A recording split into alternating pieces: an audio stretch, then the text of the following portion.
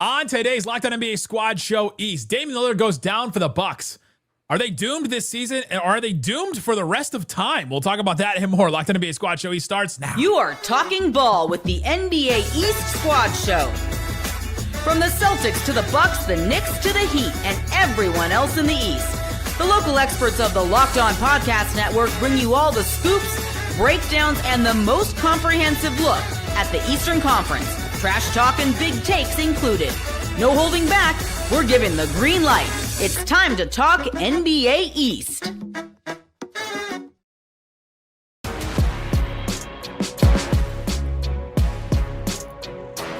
And welcome. You're Locked On NBA Squad Show East. My name is Nick Angstead, host of Locked On NBA, the Squad Show where we take over the feed of your favorite show. It's an open invite for any host to join and talk about anything they want in the NBA's Eastern Conference. This episode is brought to you by Amazon Fire TV Stick 4K. Turn any TV into an Xbox. No console required. Head to Amazon.com/Fire Locked On. Fire TV Locked On to learn more. Joining me from Locked On Heat. Getting ready for that. Getting ready for 1-2-3 Cancun. What you got for me, Wes Goldberg?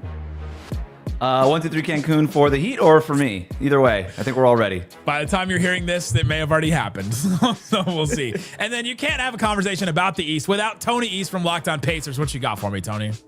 Slept about an hour and a half last night between Pacers Bucks game 4 and Fever training camp today. So really psyched to talk about the Bucks after seeing the absolute worst of them yesterday. Would you rather talk about Caitlin Clark today? I already did talk about Caitlin Clark today, so I am happy to do that also. We'll do all that. All right, let's get into the first thing. Damian Lillard. It was feared that he was going to have Achilles injury, that it was an Achilles tear. It was confirmed today that it was, and so now the Bucks have to try and figure some stuff out. I think a lot of us thought that they were done in this series anyway, even with Damian Lillard.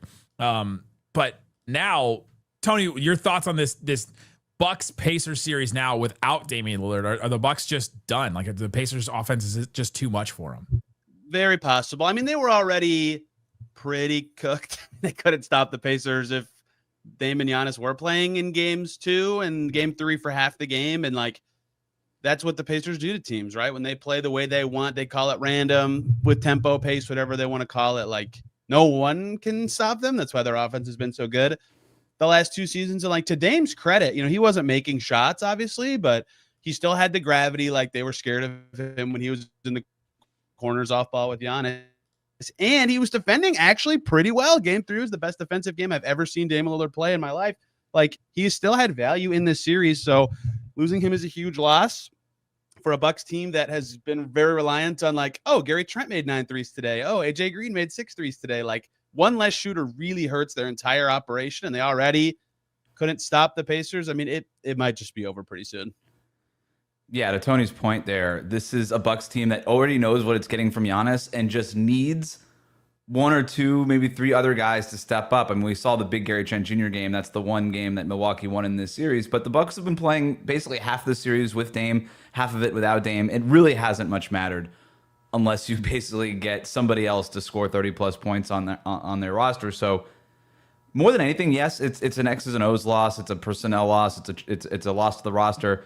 It's also like an emotional letdown because after game 1, the whole thing was, well, we're really optimistic that Dame's going to come back and we'll see how he looks. And they play him in spurts in game 2, and then he just goes down. And then game 3 goes the way it goes, and then he goes down early in the last one. And so there is no hope left for Milwaukee. There's no thing being like, oh, this guy is coming back, or we have this, X factor, or this other thing that we haven't gotten to. It's just, this series kind of got away with us with and without Dame, and now Dame's not even here anymore.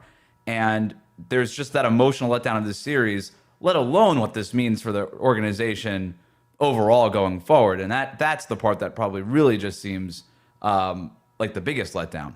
Yeah, go ahead. Sorry. During that last game, just seeing the clips of Bobby Portis, like the mic'd up version of him walking through, like, lift your head up, let's go, we got this, go. Like, to need to have somebody do that in the playoffs, I mean, just signals the end of a team, right? Like, if you have to get up for a game like that, it's like if you can't show effort and intensity in a playoff game, you're done as a team. But now to overcome something like that, that was tough to see stuff like that.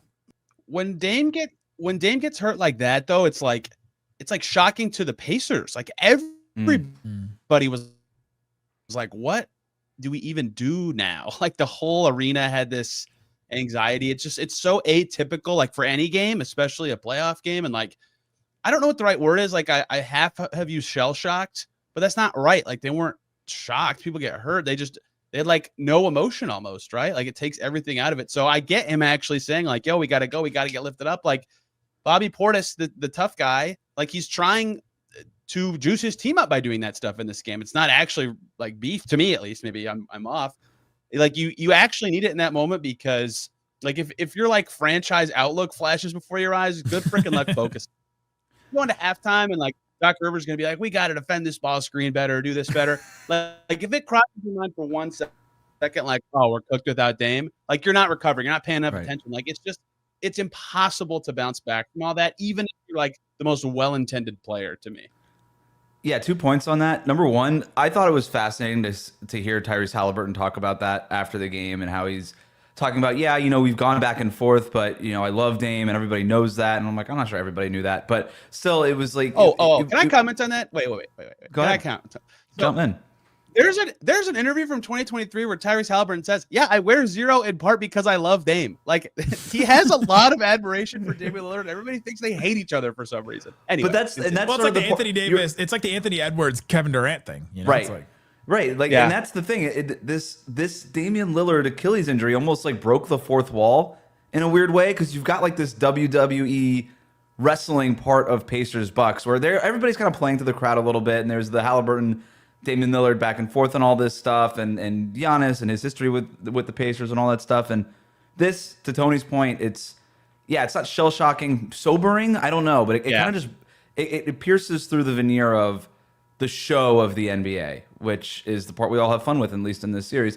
And then the second part, again, going back to what this means for the Bucks going forward, it's like, why even win a game right now?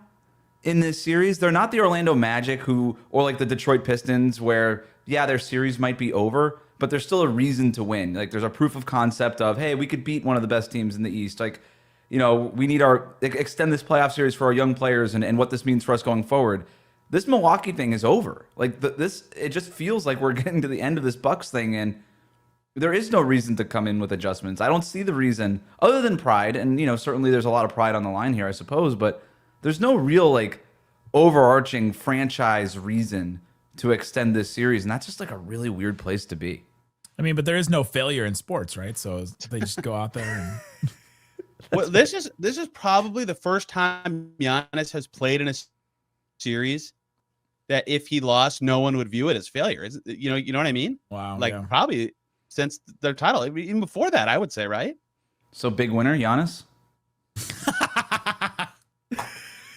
And so then now you look at what it means for the Bucks going forward, because they could be just screwed in this series, but they're probably screwed for next year too. Let's talk about that and what that means for this team and more coming up. Locked On NBA Squad Show East. Today's episode of Locked On NBA Squad Show East brought to you by Monarch Money. Monarch Money, one of my favorites. If you're a person that looks at your bank account at the end of the month and goes, I don't know what happened to all the money that I had. I don't know where it all went. I'm now confused as to what's happening with my money. Or you just like avoid it and you're like, all right, I just don't even want to look at it. You may need to start somewhere and try to like get all these pieces into one spot, and Monarch Money can help you do that. It's not just a budgeting app. It's a complete financial command center. You can track all your accounts, investments, spending all in one place. It shows you where all your different spending came from. It puts them in little categories, which is nice. It shows you like flow charts where your spending is. I love that kind of stuff. And you don't just manage your money, you start building wealth. That's the next step after getting everything under control. Take control of your finances with Monarch Money. Use the code LOCKEDONNBA at monarchmoney.com. And get this, you get 50% off your first year. That's monarchmoney.com. Code LOCKEDONNBA for half off your first year to take advantage of these tools. Stop just managing your money. Start building wealth. monarchmoney.com. Promo code LOCKEDONNBA. Thanks for hanging out on Locked On NBA Squad Show East. We're talking about the Damian Lillard injury and now Damian Lillard's career and the Bucks future and all that. There's a lot of stuff to get into about that. Wes, where do the Bucks go from here? Is it done for them? Because he's probably not going to play next year, right? Yeah, I mean, this is a really tough spot because, like I said in the first segment, your hopes were that Damian Lillard would eventually come back. And that thing that they could have told themselves of, it was Damian Lillard was injured at the end of the year. Maybe he gets healthy. We go through a summer, he gets healthier, we can come back. Kyle Kuzma, full training camp. You can kind of start talking yourself into stuff. And then you come back next year. That can't happen now because Damian Lillard is going to miss most of next year, if not all of it, based on the history of this injury. Good luck on the whole. If Kuzma getting a full training camp is the one thing that feels not awesome for Milwaukee. And so, yeah, and you've got no draft picks. You have really no way of building it. And even if Damian Lillard was healthy, you can at least say, maybe we could pivot this offseason and trade Damian Lillard and get some other pieces here. Like, at least that would have been something that was on the table. And now that's not on the table. Nobody's trading for Damian Lillard this summer. It doesn't make any sense. So so now it's like, okay, can we trade Kuzma? You're not getting anything for Kuzma. So just in every avenue you go, you kind of end up at the same endpoint, which is we kind of have to trade Giannis. And you hate to keep saying it, and I know Bucks fans are always upset because we always keep bringing it up, but it's what's the other option? And it's not even a point of will Giannis ask out, because that's going to be the conversation. Is Giannis going to look around and be like, I don't want to be here? And maybe he does. But even if he doesn't, I don't know how you're this organization and say, yeah, this is fine.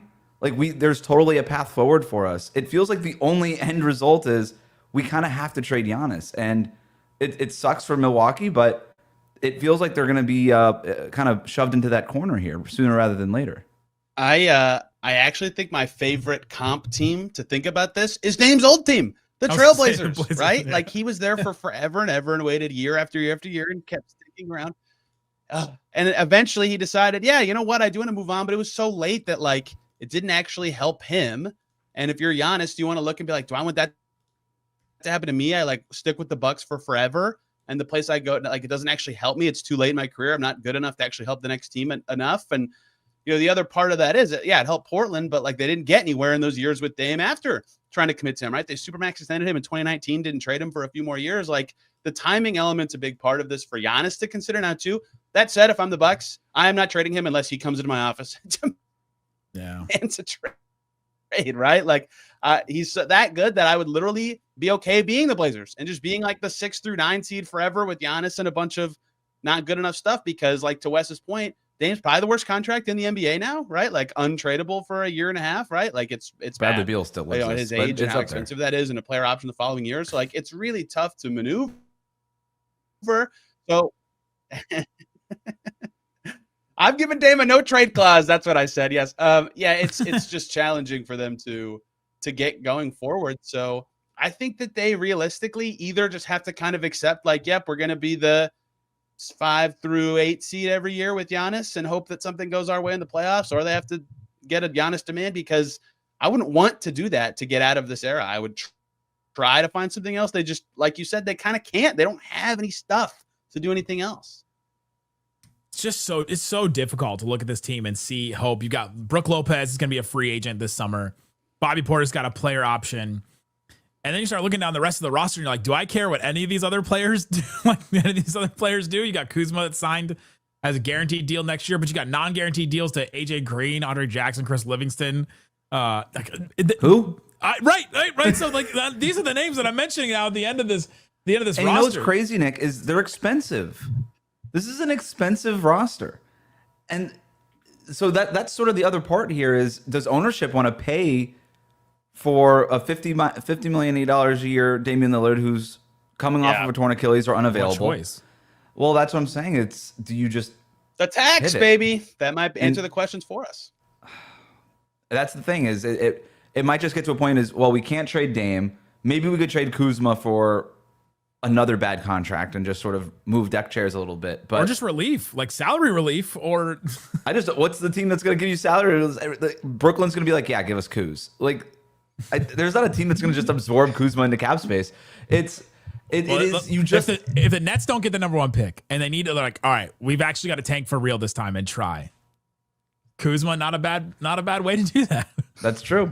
That's very true. Washington did it and it worked for them. So I don't know, man. It's like I said, I've done this mental exercise and I've tried to figure every way out where you could just keep Giannis, and it doesn't feel like it's a thing. Other than the only way you keep Giannis is if you're just like, the guy, he is too valuable to us as a franchise, and even if we are pushing up against the tax, we're still making more money with Giannis and having to pay some of this tax versus no Giannis and zero hope and no season tickets or whatever it is.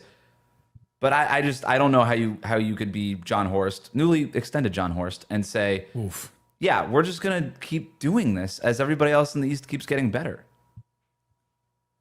Yeah. They also keep losing playoff games with him.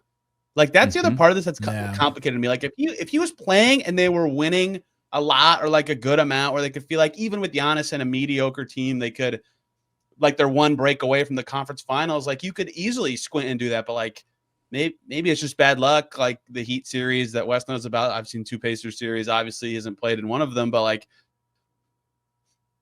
they can't even squint and do that, right? They just have to be like, dang, we're not even winning with what we have now, and it's hard to even get like marginally better from their current situation. Even though, again, I think that might just be their best outcome. Yeah, and you've got Lillard now, who is coming off the Achilles. Giannis used to be this Iron Man guy who, he plays a ton of games. That's not really the case anymore. Over the last 5 years, he's played 63, 61, 67, 63, 73, and 67 games. It's not like he's not Zion. That's not what I'm saying. But he's also not a guy who's giving you 75 games a year, 80 games a year either. And so as he gets on the other side of 30, I think it's fair to wonder what that's going to be about. And then, Damian Lillard is what he is. And I don't know, like they could hold on for maybe one more year. We've seen it happen. I mean, Portland did it. We just talked about it with Damian Lillard. But somehow it's just, we know where this is going. And I don't know. I'm at the point now where we know Kevin Durant is getting traded. Giannis is it almost feels as sure of a thing to me. Maybe I'm overreacting to this. I don't know, but I just don't see the way out for Milwaukee. Do we do the Damian Lillard career retrospective yet? Like, are we ready to go that far with it? Or can we still just wait till he comes back? That's really depressing, but also, it's like when you tell the story of Kobe Bryant's career, you never talk about the stuff after the Achilles injury. Yeah. It's about the same age. Yeah, so we kind of know what Damian Lillard's career is. Maybe he can, after this, when does this contract expire, by the way, Tony? Mr. Worst contract in the league. He's got 1 guaranteed year, and then he has a player option for 2026, 27. So maybe there's like 3 or 4 years from now, he latches onto some championship contender and gets a ring, but it's not going to be, the way that Damian Lillard probably envisioned getting that ring, even if that does happen. So yeah, maybe career retrospect is a little too early, but we kind of know what the 98% of his career is and what the story is going to be. Coming up, let's get into these actual series. The players that are still playing, the ones that matter on the court. Maybe a little bit brighten up the day right now because I'm so depressed talking about this Bucks team. Let's talk about Pistons, Knicks, and Boston Magic. Let's talk about that and more coming up. Locked On NBA Squad Show East. Today's episode of Locked On NBA Squad Show East brought to you by Wayfair. They got just what you need. They have all kinds of stuff. It's spring, and so that means you're looking around your place, you're looking around your house, and you're going, all right, let's figure out how to improve some of these things. It just always feels better when you refresh a room or you make some small improvements. Even if you add like one piece of furniture to a room, it just completely changes what it is. And so tackle that with Wayfair. It's the best kept secret for all things home improvement, from small updates like a stylish cabinet to stylish cabinet hardware. I guess that's just like changing the knobs on it, to major upgrades like vanities, sinks, outdoor lighting. Wayfair has quality products for every budget. I've used Wayfair before. Fast, free shipping made it super easy. I didn't have to haul heavy items. A box just showed up at my door and I got to put it together. And it was great. Shopping is seamless. There's all kinds of like discounts and stuff they send you all the time. Wayfair makes home improvement easy. Get started now at wayfair.com. That's WAYFAIR.com. Wayfair, every style, every home. Thanks for hanging out with us on Locked On NBA Squad Show East. We've got some series still going on. The Bucks may be done, but there's still some teams out there. The Knicks and the Pistons. Game 4 ended like that with a Tim Hardaway Jr. three-point shot that should have been a foul. The NBA admits that it was a foul. They can't go back and change it. Do we protest? Like, where do we land on this with what the NBA should be allowed to do or what the Pistons should be allowed to do with something like this? Okay. Look, I know the NBA said this is a foul. I don't agree with them. So that's my first start. You didn't think it was a foul? I agree. Hardaway jumped up to the right on his pump fake. That's not how Tim Hardaway shoots. You don't get contact for jumping in an unnatural motion. I have no ground to stand on because the NBA said, yeah, it's a foul, right? Like, what the heck am I going to say? Who cares what I think? But like, the next time Tim Hardaway Jr. shoots a real three like that will be the first time he shoots a real three like that. Like, I get that there was contact. Josh Hart even said it himself. But like, that's my first point on this is I don't think it was a foul. However, because the NBA said it was a foul, we have to continue to talk about it as such. And I think the answer to that is too bad. It sucks. Like the Knicks technically are the team that randomly benefits from it, and then Pistons are the one that randomly lose from it. And there's going to be some randomness at the end of games. If it's a tight game, someone's going to benefit from the randomness. Someone's not. It happens like once a month in the NBA, and it kind of just sucks. I don't know what they can really do about it. Didn't the Knicks benefit from a no call against the Rockets or something a year ago, or at the end of a game? Am I remembering this right? Where the officials came back, somebody tackled somebody on the Knicks or backwards. I don't remember. Was it Ime Udoka? Yeah. Like, first of all, I have no. Yeah. Also, wait. The Pistons got like the luckiest break ever at the end of Game 3 with the clock nonsense. So, like, what? It just that's how the randomness goes. Like, it's just how it is, right? It is. It's unfortunate that the randomness tends to favor the Knicks, I guess. But yeah, but then you look at the other side of the bracket, you're like, man, the randomness should be favoring the Lakers if all these conspiracy theories that we want to be true. Not if you want Anthony Edwards to be the face of the NBA. This is the way to make it happen. He beats LeBron and Luka. Hey, chess not checkers, Nick. He beats Luka. The Warriors win. He beats Steph. Boss battle, face of the NBA. Galaxy brain. What is that aluminum foil hat on your head, sir? That's just how we dress in Miami, Tony. It reflects the sun. Look, it sucks. It definitely sucks. I do agree with Tony. I watched it. At first, I was like, that looks like a foul. And then they shouted it again. And I was like, slow it down. I don't know that it is a foul. And I'm okay with it not being called, despite the fact that the Knicks benefited from it. And also how the game was going was like that was not a foul for much of the game. The physicality in this series has been wild. The things that guys are allowed to do. I mean, they're obviously complaining about each thing because it gets more and more aggressive and physical. But the physicality's been insane. If it was Jalen Brunson taking that shot, he would have gotten the foul. And that's the point where Pistons fans have a real point. Where like, look, foul or not foul, Brunson gets that call every single time. Can I propose an NBA rule change? Does that have to do with Jalen Brunson? No, but something he does a lot. So I've floated this to people. They all think it's funny tongue in cheek, but it should work. So if you do that crap where you fake a three and then you jump at your defender in a weird shooting form and draw the 3-point shooting foul, you get the 3 free throws and you get the points from them. But you have to shoot every 3 with that goofy form for the rest of the game. And the second you take one without that form, the free throw points go away. Who would be opposed to this? It's like horse. It's like a horse version of free throws. So when Brunson shot fakes and then jumps forward and he's shooting like parallel to the ground, he has to take every 3 like a fish the rest of the game. I think you have to take your foul shots like that. You just have to take each foul shot that way. That's like a trick shot in beer pong. Yeah, it's like this is how you shoot, right? All right, go ahead. Yeah, that's your form, clearly, right? Like that's what makes it so stupid. That's not how they shoot. How can it be a shooting foul? I don't know. Yeah, I'm at the point now where, again, I know we're always trying to introduce new rules and ways to litigate all this stuff and the rest. Sometimes I just want the refs to just use their freaking head, just common sense. Be like, look, I know it's a foul in the handbook. I know all this stuff, but like he clearly jumped into him. It's stupid. Even with the Jalen Brunson thing, like, yeah, he threw his head back. You fell for it. We fell for it. But like, just stop falling. Just don't call it. Like, I don't understand why the refs can't just like use their own brains. If you everything has to be by the handbook. Feeling called Hawkeye Cam. Just go with the call on the floor. Like, yes. Besides the refs and the calls and the physicality, have the Pistons impressed you guys as much as they've impressed me in this series? Yes. West go, but yes. Yeah. Everybody, I think Cade has had a rough couple of games, but going through this, I think is going to be everything for Cade. Because the Knicks are throwing everything at him, right? It's, hey, here's OG Anunoby. When it's not him, it's Mikal Bridges. Like, good luck. We're packing the paint against you on your drives. All these things. And they're daring Dennis Schroeder and Tim Hardaway Jr. to beat them. And guess what? They won't. So it's a good bet. And Cade is just sort of dealing with this. And we've seen star players kind of get thrown the kitchen sink and then grow from it. And this has just been such a tremendous year for Cade Cunningham anyway. Like, he's already arguably, like, he's going to be all on one of these all-NBA teams. There's an opportunity for him to grow even more and for the Pistons as a team to grow even more. But what really impressed me about Cade, and I love this, was when Ron Holland is about to get into his umpteenth fight of the season, because that's what Ron Holland does. He's standing over that guy, and Cade Cunningham comes in, and he doesn't start getting in the middle of it and trying to protect his guy and start fighting the other guy. No. He goes to Ron Holland's chest and pushes him out of the way. Like, you are not going to cost us a chance for this.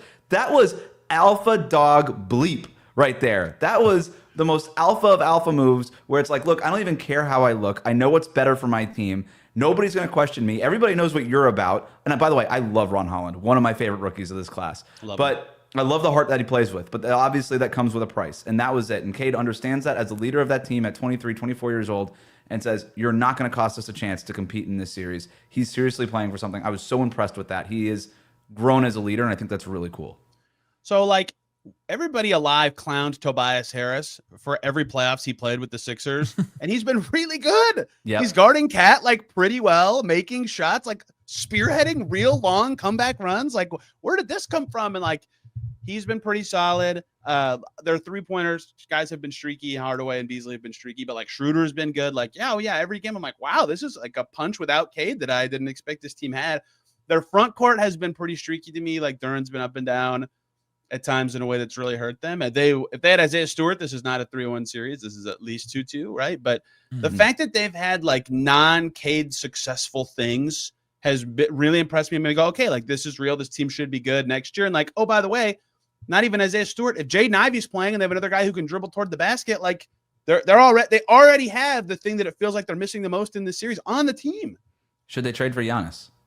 We're not going to do it. Sorry. I mean, truly, okay, I know you're kidding, but like truly, if he's available, like every single team should be like, okay, can we do this? Like, can we actually get him? That's not how you trade a superstar player, though, Tony. You do it in the you do no, it. You know what's funny? I was going to bring this up because you were can... here. I was going to bring this up because you were here. Like, people have floated that they think the Bucks for the second team, right? Like, yeah, the Bucks definitely. And that makes a lot of sense. Like, to me, the only players that make sense if you're going to do this would be like Giannis and Shea, right? So if it truly was that they called the Bucks and the Bucks were like, nah, we can't do that, and now this happens. Nick, how would you have felt if they traded Luka for Giannis instead of Anthony Davis? Would that have changed anything? Yeah, he's a much better player. So right, yeah. But would it? So you would have been like heartbreaking, but we got Giannis. Would have been or bummer, we got Giannis.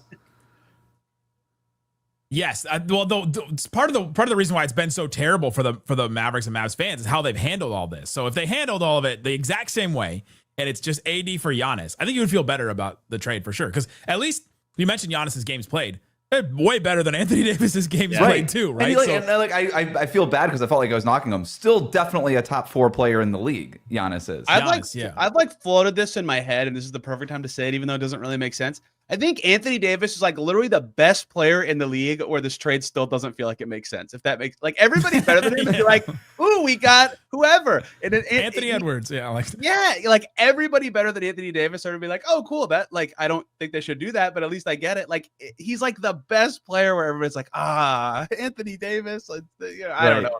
That doesn't make sense because he's obviously amazing. But like, yeah, like if you get Giannis instead, like even if you think it's a stupid value trade, at least you're like, oh, Giannis, okay, I get it. He's amazing. So then if you're the Mavericks, so the next step is, hey, Anthony Davis. Max Christie. Okay. And they've got 3 first-round picks. And 3 first-round picks for Giannis. John Horst's extension, I don't think requires him to do such a move. But you know what? We'll see. Also, every room I walk into becomes a conversation about the Luka trade. It doesn't matter if I'm on the East Squad show, if I'm in Sacramento covering a play-in game. It doesn't matter. It's such a seminal trade that it will come up forever. Like next trade deadline, everybody will be like, the Pacers should trade for Anthony Edwards, and I'll be like, he's not available. They'll be like, who cares? They traded Luka last year. Just go get it done, dude. Go get him. The Athletic did that player poll recently. I did a show on Locked On Mavs about all the responses, and so many players were like, I guess anything can happen. And it got so many star players on their toes because it just could happen. And they're not just chalking it up to Nico Harrison being an idiot. Like that's not what they're saying. They're saying it could happen to anybody. Like any team. I remember walking into the locker room in Miami after that happened, and every Heat player was just like, we could all get traded now. Like that was it's funny. Like players like that's all they wanted to talk about. Even with me, I'd be like, hey, what's up, you? And they're like, oh my God, what'd you think of the trade? I'm like, you want to talk to me about something? But like, I really hope you go into locker rooms and you're like, what's up, you? Oh, I have a Rick Carlisle story now. Okay. I talked to somebody. He's no longer works for the NBA, but he's a masseur, and he used to work on Carlisle, and Carlisle was in town and in Dallas, and he said it was the first time ever in the history of me like doing these sessions with Rick Carlisle he ever asked me my opinion on something in the NBA was about the Luka Doncic trade. Even the masseurs masseurs are involved now. Like all also just learned that they're called masseurs. Even still, man. I It's still like make anybody. jokes. I still make jokes about it, Nick. I'm sorry. As I just did with It's my Giannis, life now. so It's like congrats to the Bucks on not doing that. Maybe they should have. If it I was still real. get comments every day on Locked On Mavs. Move on, man. Come on. It was crying I over know. I heard spilled you do milk. this show the other day, and you're like, you have to talk about Did it. I You not? can't Did I talk not about it. text you my funny thing? The Mavs and Lakers came to Indy like a week apart when the Mavs were in town. It was March, and I was like, oh, finally, I can't wait to see Luka come to Indy for the first time. It was so fun, and then he actually came a week later. It still also kind of feels like Luka was out with an injury when the trade happened. And so it kind of just feels, and we did so many deals, like so many shows about like, all right, well, whenever Luka comes back, this will happen. And now it just feels like he still hasn't come back. It's like he's going to eventually come back from loan. Like told people about so much. I bet you've heard this story a lot. My wife does not care about the NBA at all. And it was like 1 a.m. and I'm like, babe, Luka got traded. She's like, what? I'm like, I have to tell someone. I can't just sit here with this information.